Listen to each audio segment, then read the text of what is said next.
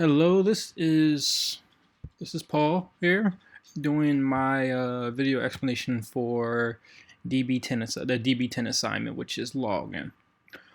So as you can see on line 17, this is my string, which is going to give me access to my database. If we go a little further down, you can see on like line 23 to 24, I am asking the user to enter in their username. And I'm also doing the same on line 26 and 27, where I'm asking the user for them to enter their password. Then when we go a little further down, I am now setting up a select string, which is basically the equivalent to using query, but query. There we go. Has trouble with the word. I'm using query. The same I would use query to select and pull everything from a table in a database. I'm doing the same for C#, except for the things I'm asking the prompt, which is at this line right here, where username and password. Because I want to pull from password encryption, I am putting in the password encryption table instead of just saying regular old password table. That you can see more prominently over here where I have password, I have MD5 password as encryption, because that's essentially what I want to try. I want to transfer my password over to the encryption password. You go a little further down, you can see I am now creating a binding variable where I'm going to take the user's information and basically transfer it over. When we go a little further down, you can see I set up a string, which is going to show the user's first name, last name.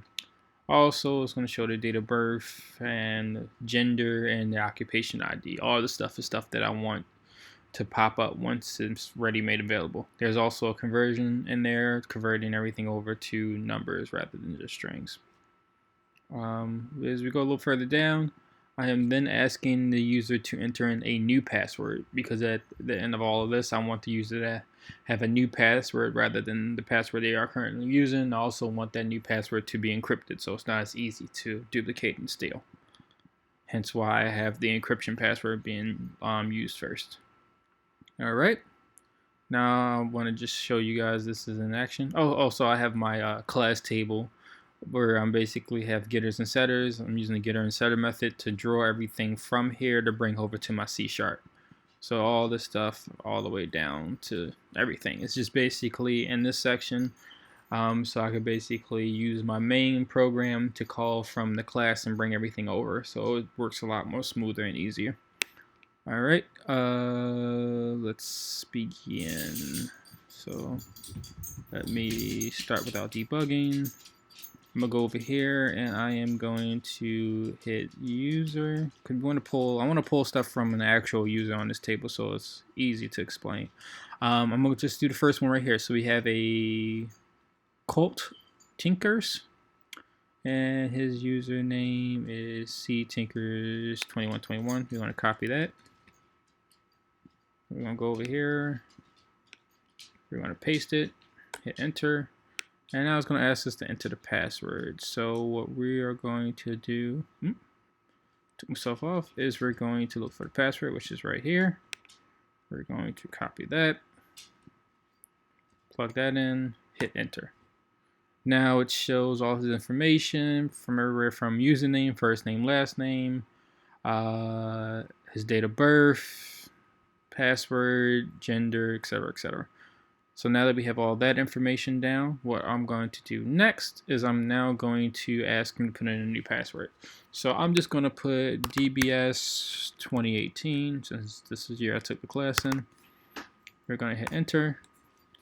And now as you can see, it asks for his username, first name, last name, date of birth, all that stuff. I'm seeing this prompting the username twice, so I actually want to try to fix that, because it just doesn't really make sense for it to ask for the username 2 times in a row. So let's see.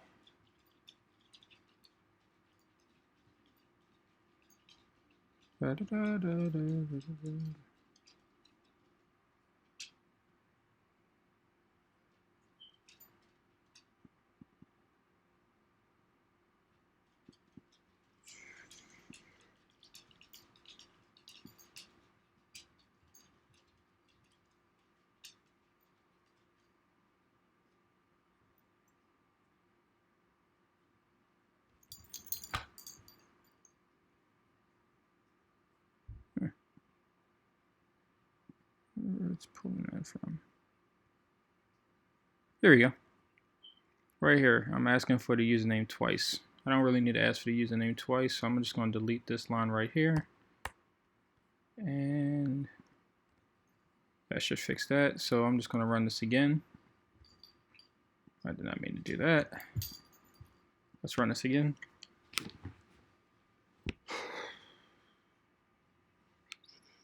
All right, so our username, we're going to go with the same person we used last time. Let's copy this. I'm going to paste it.